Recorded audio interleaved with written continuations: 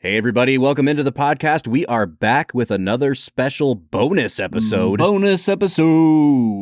Brad, I am so freaking pumped for today because we get to drink. I don't even think it's like categorically true that this is our favorite brand of whiskey in the world, right? Yeah. I mean, ever since season 1, so early in this podcast, we knew literally nothing about Scotch. I think the one thing we knew about Scotch was that it was in fact whiskey.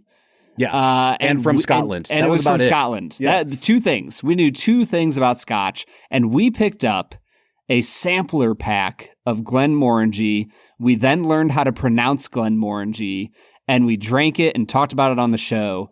And the Quinta Rubin, back then they were doing the 12-year and 14-year. The Quinta Rubin 12-year was in that pack. We lost our minds. We got the 14-year. We loved it. We have been Glenmorangie fanboys ever since. We're 3 years into the podcast almost now, and we can't stop talking about it. And here today, Bob, we're just so excited about our guest. Yeah. I have been searching high and low for somebody from the Glenmorangie Corporation to come on our show so we can just laud them for everything they're doing. And we finally found someone willing to come on and accept those platitudes. And we have with us today Dan Crowell, who is the national brand ambassador for Glenmorangie. Dan, we've just been getting to know him off air a little bit. I think everyone is in for a treat today. I'm not going to say any more about his background besides that, but he is freaking amazing. Dan, thank you so much for coming on the show with us today. Oh, it's my pleasure. I'm honored to be here, and thanks for giving me the time of day, and looking forward to chatting with you about all kinds of stuff. I don't know like what you would call the opposite of being on the hot seat, but that's your position today is just like you're just going to sit there and listen to us tell you how awesome you and your company are. So great. I can do that. So Dan, I mean, it is kind of rare for us to have someone that's a brand ambassador on the show. Typically we have, executives or distillers on the show. So somebody that's on more of like the marketing PR side, it's really cool to have someone from your point of view coming on.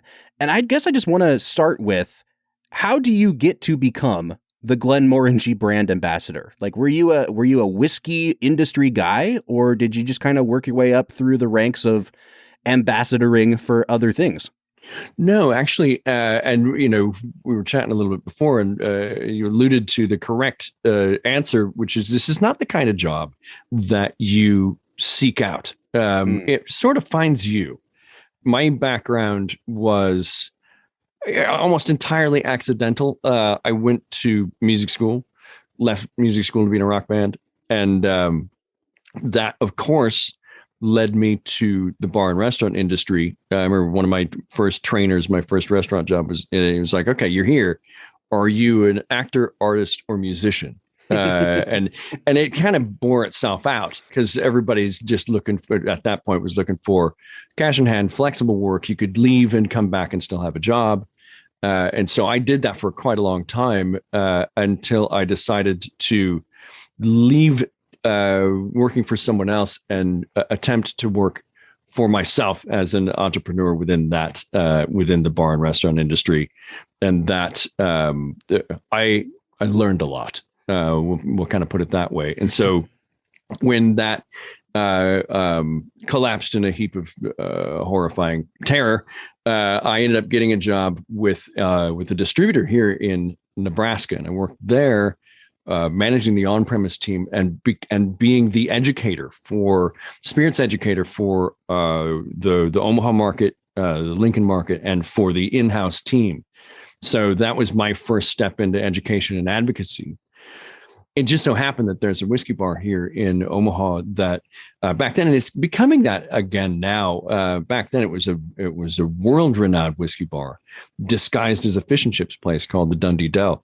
And so we would see people in Omaha floating through this place that we had no business having contact with, including the global master brand ambassador for Glenmorangie, David Blackmore, and our master distiller for Glenmorangie and Ardbeg, Dr. Bill Lumsden.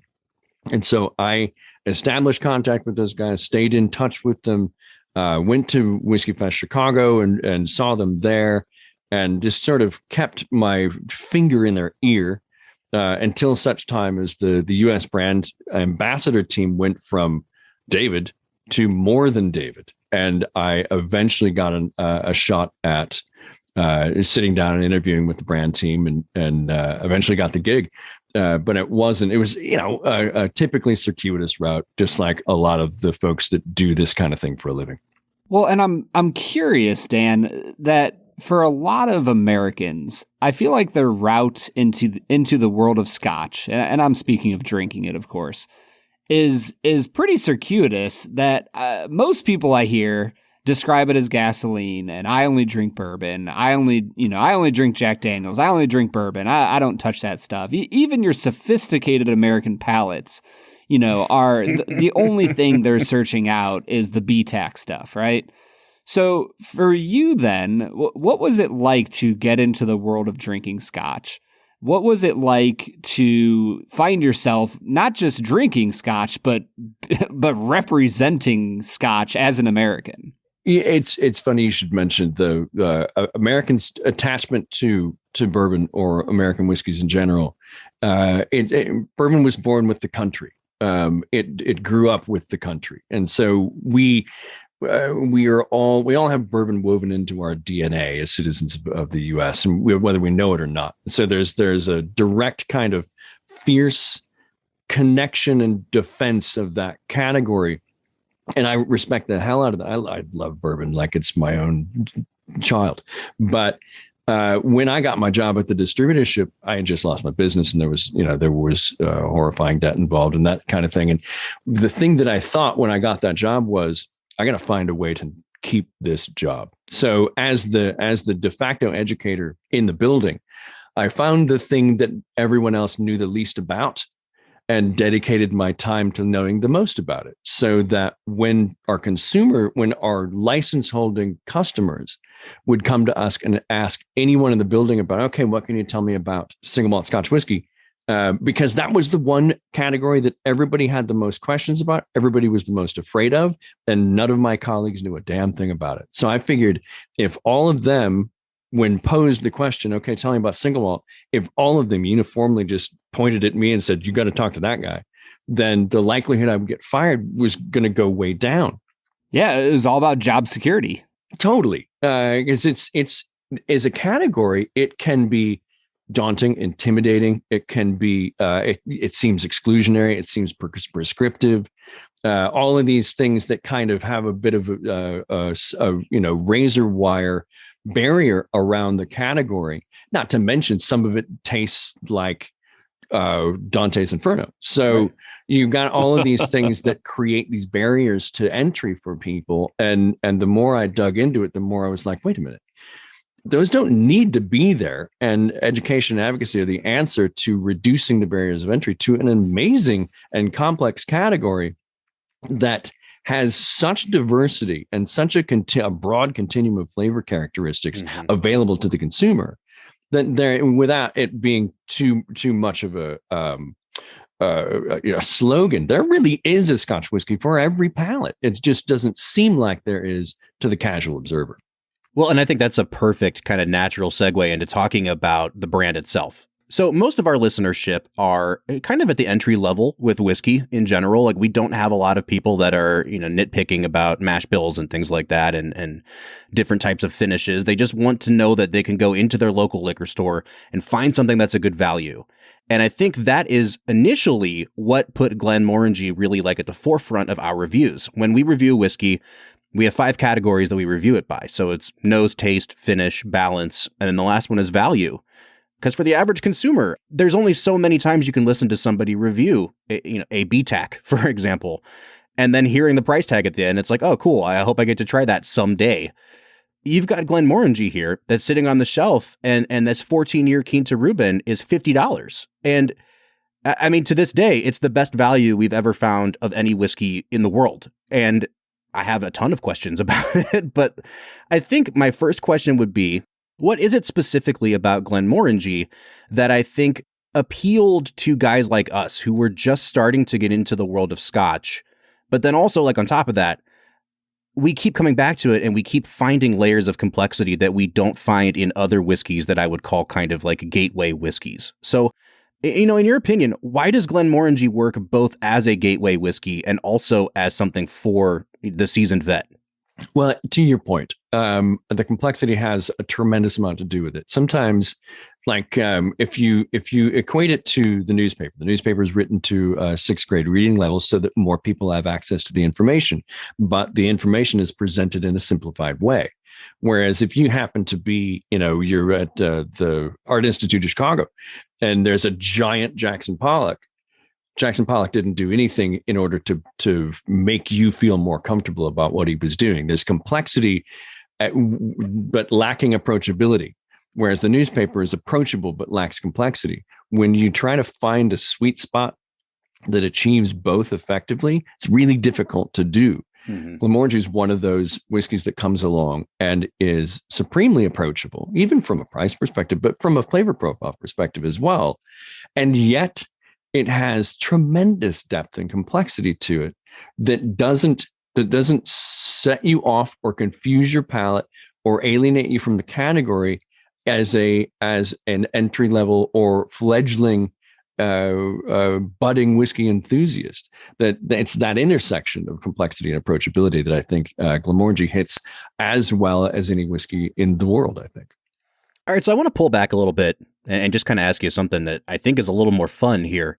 Let's assume that you are new to the world of Scotch. You're trying Glenmorangie for the first time. Maybe you are, like Brad was talking about, an American who's used to drinking bourbon and maybe rye.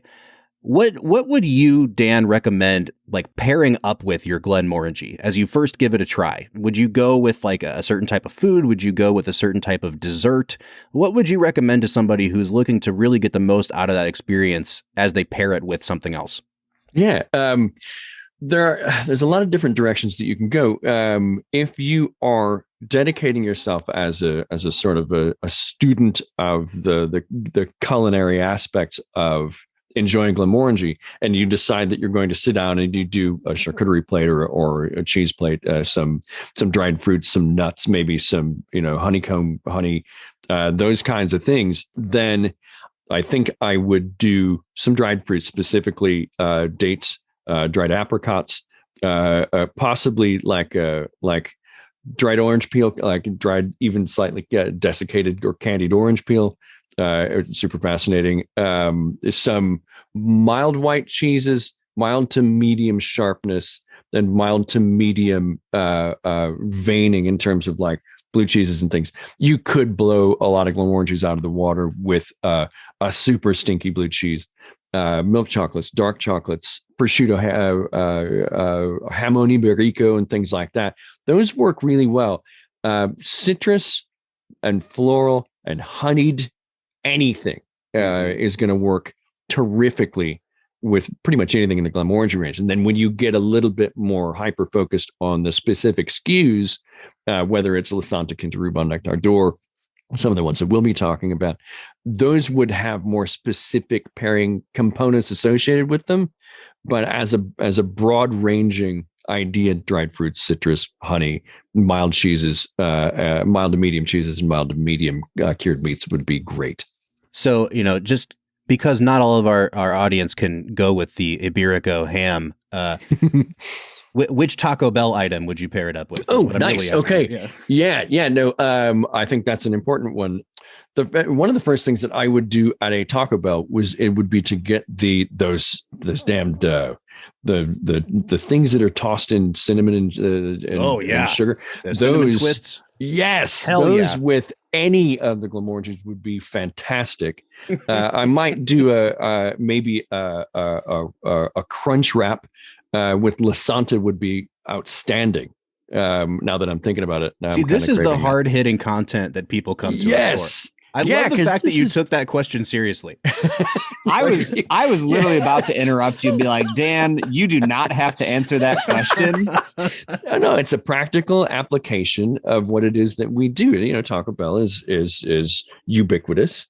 We sell a lot of whiskey, so those things are bound to intersect Absolutely. in some people's lives, and it should be engineered in such a way to try to secure the maximum amount of success possible. At some college dorm somewhere, there is a frat guy drinking Glenmorangie and eating Taco Bell at this moment. Yes, and congratulations, sir or madam. They finally feel seen, you know? Yes. Yeah.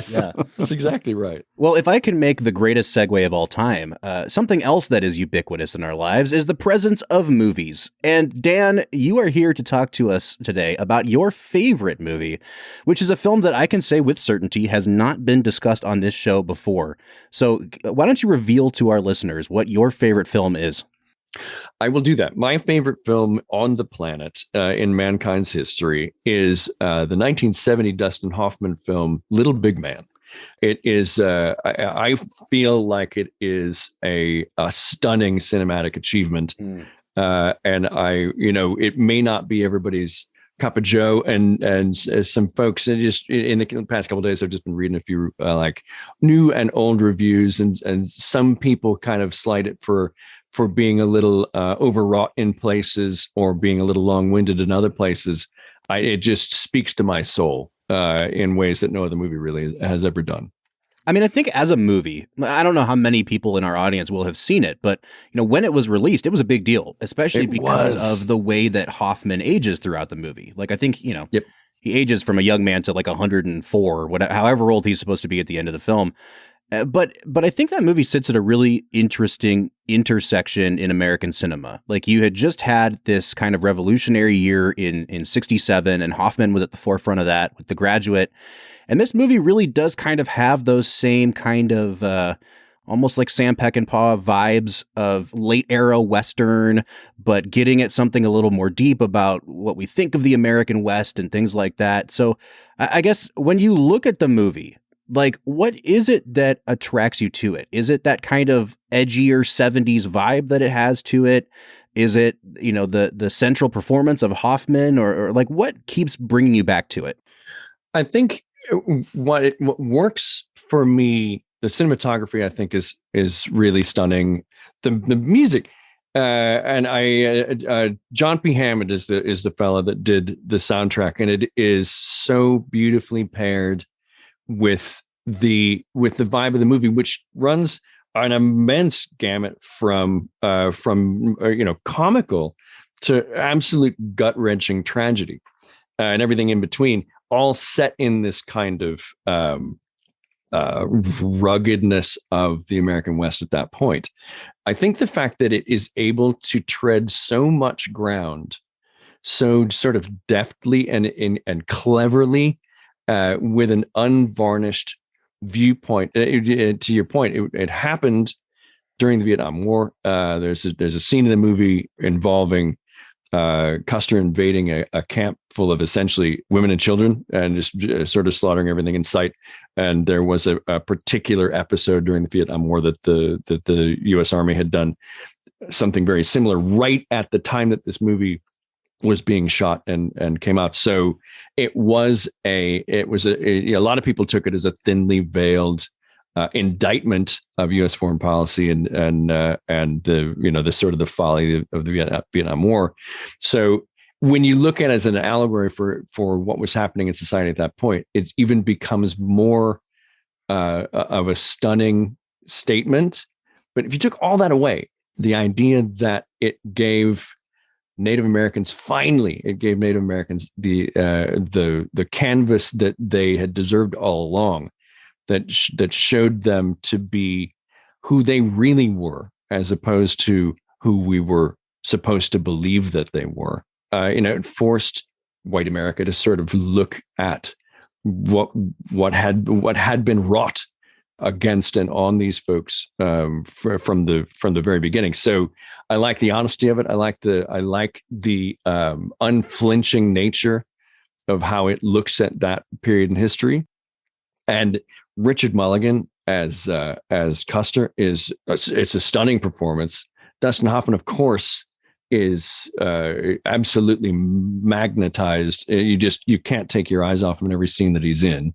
Faye Dunaway, of course, anything that she's ever done, she's luminous. And in this case, she runs her character.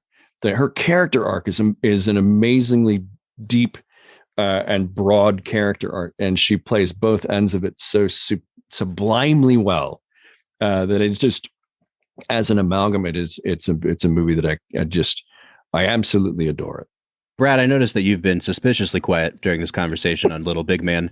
Dan, I don't know how much of our podcast you've been able to listen to, but part of the conceit of the podcast is that Brad has not seen a lot of these kind of older or classic movies. And so we're introducing him to them for the first time. Brad, your level of awareness of this movie prior to 4 minutes ago? All I have to say, Bob, is when I looked up the IMDb page for this and I saw that Faye Dunaway was in it, I immediately went, oh, she was great in Network. So oh, nice. I'm so proud of you. I'm just saying. I feel so proud. I'm recognizing names. I'm picking up on things. And no, I've never seen or heard of Little Big Man. It's my sincere hope that when you get a chance to see it, that you enjoy it. It's longer. It's a bit longer than the average movie, but I sincerely hope that you dig it.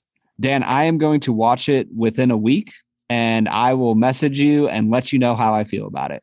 Please do. I would love to hear your take, even if you can't stand it. You got it, man. Well, Dan, I have to say, as we kind of wind down here for the day, we've had a number of people come on and do these My Favorite Movie episodes, and a lot of times it is a very pleasant experience. And when you sign off, you had a nice interview, and that's kind of the end of the relationship. But once in a while, we have a person come on and talk about a movie with so much fervor and passion and knowledge behind it that Brad and I kind of look at each other and say, oh, we have to have this person come back on the show, like in a guest hosting capacity. So I guess, while I have you here on the hot seat, can I get you to commit to coming back for a full episode one of these days? Oh, absolutely. Yeah. Wild horses couldn't drag me away from that idea.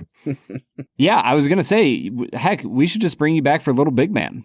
I'd love that. Obviously it's a movie I've seen just countless times. And I've, essentially memorized all the lines and what I'd learned actually just because I checked out the IMDb page a couple of days ago, and I didn't realize that one of the main characters, an Indian chief, a Native American chief, who goes by the name of Old Lodgeskins or Grandfather, depending on who you are in the movie, was originally going to either be Brando or Laurence Olivier. And I cannot imagine that excellent that choices right there. Yeah, beautiful, wonderful actors. But the fellow that actually played the part, Chief Dan George, an actual Native American, was not first choice, was not second choice, but ended up being nominated for Best Actor. He got an Oscar nomination for Best Actor, a Golden Globe nomination for Best Actor, Best Supporting Actor. Sorry, and a New York Film Critics Circle. He won the Best Actor, Best Supporting Actor role from those guys for that role. That's pretty incredible. Dan, before we let you go for the day, in your capacity as brand ambassador, do you have anything to plug? Anything coming down the pike from Glenmorangie that we need to keep our eyes out for? Yeah, it's out now, and it's turning out to be exceedingly difficult to come by. But if you can find yourself a bottle of Glenmorangie, A Tale of Winter, that is going to make its brief stop on retail shelves as we speak. Once it's gone, it's gone. And then it'll be next year. We also have released pretty recently a thing that we're calling Glenmorangie Grand Vintage 1997. It's in a slightly or significantly different price tier, but it's also a stunningly amazing whiskey. So those two things are about the newest things that we've released in the Glenmorangie portfolio. And they're both one and done's, limited edition items. Well, Dan, it has been just spectacular to have you on here. That, as soon as you said A Tale of Winter, I was like, I need to get my hands on that. It sounds like the greatest thing in the world. It's pretty terrific. Well, like I said, Dan, thank you so much for joining us. Guys, this has been Dan Crowell. He is the national brand ambassador for our favorite Scotch brand, Glenmorangie. Thank you so much for coming on the show, Dan. Oh, Bob, Brad, thank you. This was a pleasure, and I cannot wait to join you once again.